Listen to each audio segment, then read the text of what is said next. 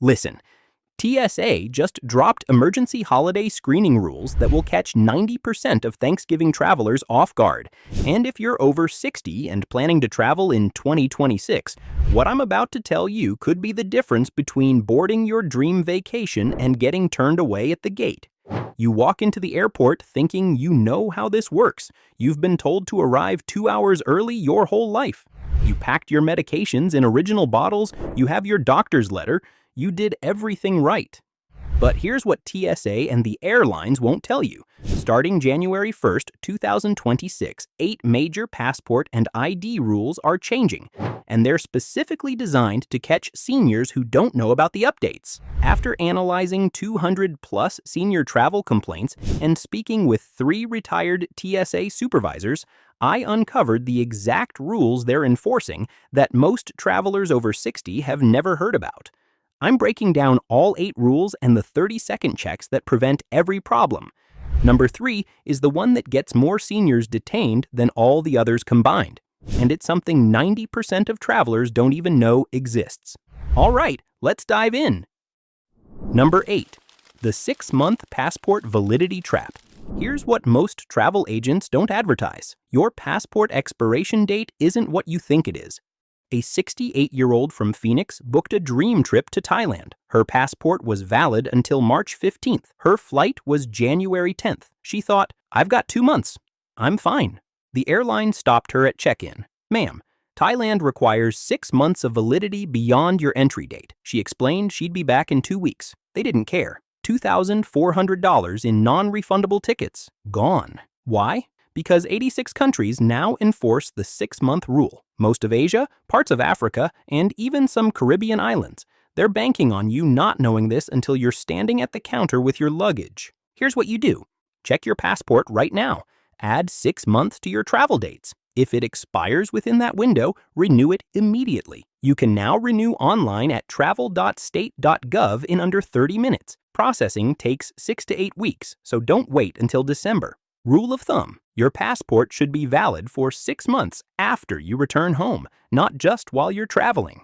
The magic phrase, when booking international trips, ask the agent, does this destination require 6 months of passport validity? Pro tip, take a photo of your passport's expiration date and set a phone reminder for 10 months before it expires. That gives you a 2-month buffer to renew without panic.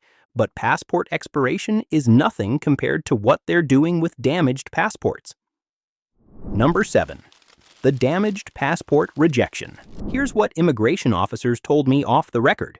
They're rejecting passports for damage you can't even see. A 71-year-old couple from Denver had passports that looked perfectly fine, but the husband had bent his passport to fit in his back pocket for years. At the gate to London, the agent scanned it 3 times. Sir, your RFID chip isn't reading. This passport is damaged. He protested. It looked brand new. Didn't matter. The chip inside the back cover was broken from being bent repeatedly. They missed their flight. $1,800 in rebooking fees. Why? Because modern passports have an RFID chip embedded in the back cover. When you bend your passport, you break the antenna. E-gates can't read it, and starting in 2026, more countries are moving to mandatory e-gate screening. Here's what you do. Never bend your passport. Always store it flat. Check for water damage, torn pages, or lifted laminate on the photo page. If your photo is faded or you look drastically different, major weight loss, surgery, renew it. Test your passport at a self-service kiosk next time you fly. If it doesn't scan, replace it. Insider move. Buy a hard-shell passport holder. They cost $8 on Amazon and prevent 90% of accidental damage. The magic phrase, at check-in, if your passport won't scan, say, I'd like to request manual processing while I arrange a replacement. Now, if you think damaged passports are bad, wait until you see what's happening with driver's licenses. Number 6, the Real ID enforcement nightmare. This is the big one. May 7th, 2025 was the hard deadline. But here's what's catching seniors off guard in 2026. TSA is now enforcing it with 0 exceptions. A 74-year-old woman from Tampa showed up for a domestic flight to visit her grandkids. She handed over her Florida driver's license. The TSA agent looked at it and said, "Ma'am, this doesn't have a star. Do you have your passport?" She didn't bring it. Why would she? It's a domestic flight. The agent sent her to secondary screening. After 45 minutes of questioning and a full pat-down, they let her through. But she missed her flight, $340 to rebook. Why? Because if your driver's license doesn't have that little gold star in the corner, it's not Real ID compliant.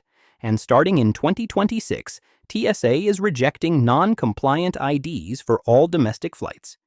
Here's what you do. Check your license right now. Look for a gold or black star in the upper right corner. If there's no star, you need either a Real ID license or your passport for domestic flights. Go to your state DMV website and schedule a Real ID appointment now. Bring your birth certificate, social security card, and 2 proofs of address. Rule of thumb, if you're over 60 and travel more than twice a year, just use your passport for everything. It's accepted everywhere and never expires early.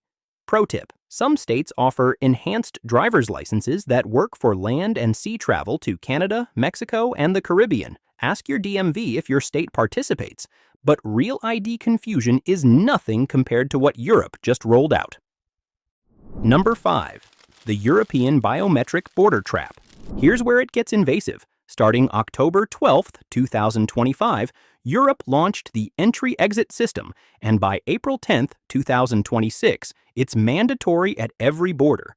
A 69-year-old couple from Seattle landed in Paris for their 50th anniversary trip. At immigration, instead of a quick passport stamp, they were directed to a kiosk. Place your fingers here. Look at the camera. The husband has arthritis. His fingers wouldn't register. The agent made him try 6 times. By the time they got through, they'd missed their connecting train to Provence. $200 in rebooking fees.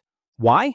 Because the EU's new EES system requires your photo and 4 fingerprints every time you enter or exit the Schengen zone. It's stored in a database for 3 years, and if you're traveling with mobility issues, it takes longer. Here's what you do. Arrive at European airports 30 minutes earlier than you used to.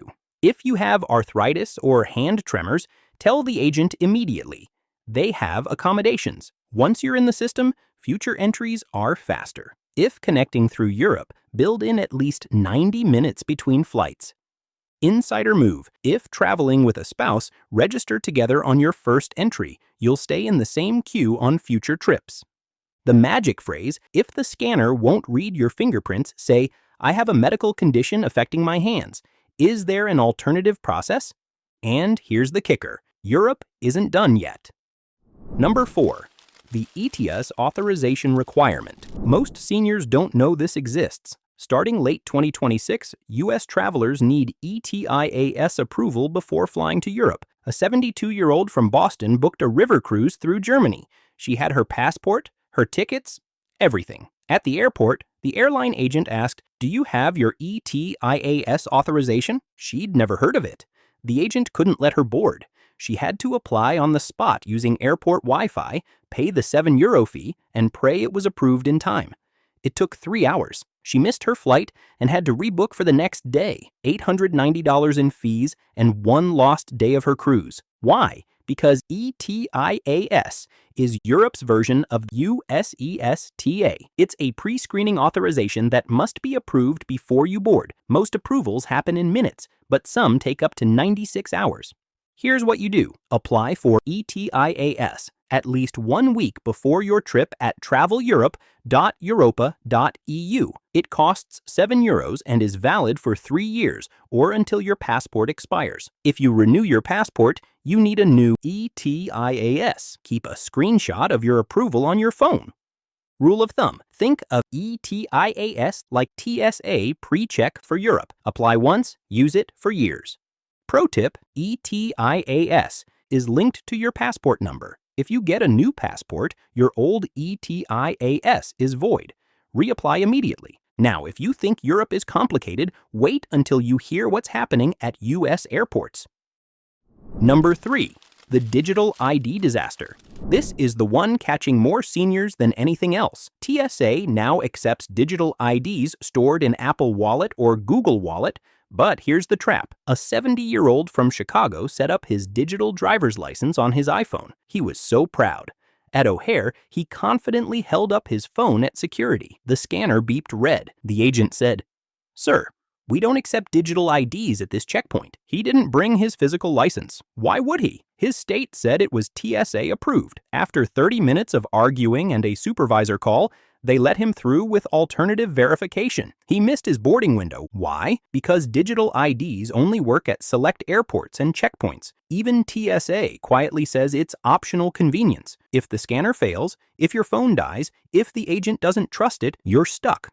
Here's what you do. Always carry your physical ID, even if you have a digital one. Digital ID is a backup, not a replacement.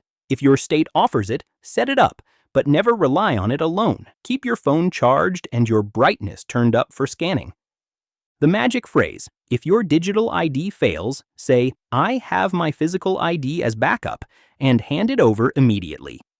Insider move. Take a photo of your physical ID and store it in a password-protected note on your phone. It's not official, but it can help verify your identity in emergencies. But digital ID confusion is nothing compared to what's happening with medications.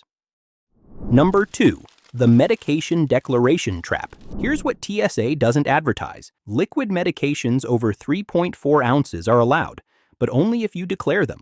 A 71-year-old from Tampa packed her liquid fiber supplement, 8 ounces, in her carry-on. Security pulled her aside. "Ma'am, this exceeds the limit." She explained it was a daily medication. "Do you have documentation?" She didn't know she needed it.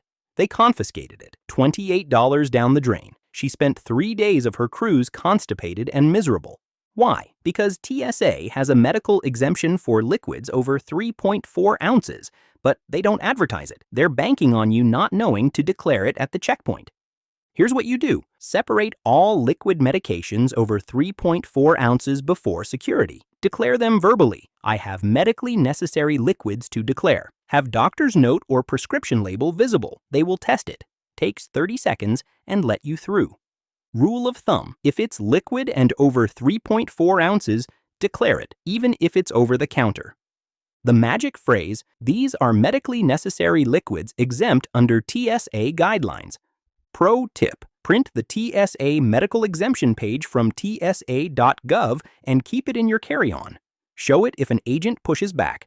And now, the number 1 rule that's costing seniors the most money. Number 1. The blank page requirement. This is the silent killer. A 68-year-old couple from Phoenix had valid passports with plenty of time before expiration. At the gate to Italy, the agent flipped through their passports and said, "Sir, you don't have 2 consecutive blank pages. I can't let you board." They had blank pages, just not 2 in a row. The airline refused to budge. $3,200 in non-refundable tickets gone. Why? Because many countries require 2 consecutive completely blank pages for entry stamps and visas. Not just any blank pages. They have to be side by side, and US passports no longer offer the option to add pages. If your book is full, you must renew it, even if it has years of validity remaining. Here's what you do. Check your passport right now. Count consecutive blank pages. If you have fewer than 4 blank pages total, renew immediately. Some countries are stricter than others. Research your destination. Child passports are valid for only 5 years, not 10. Check your kids' passports too.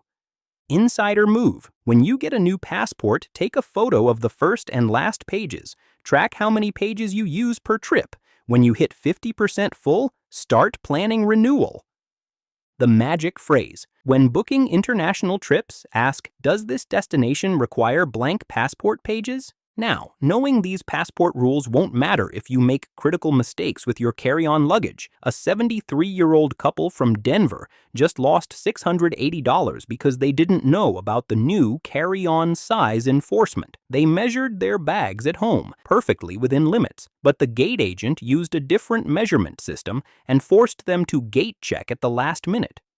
So watch new carry-on rules Trump just announced that will affect everyone's next trip. Next, it's right here. Don't let a measurement mistake cost you hundreds. See you there.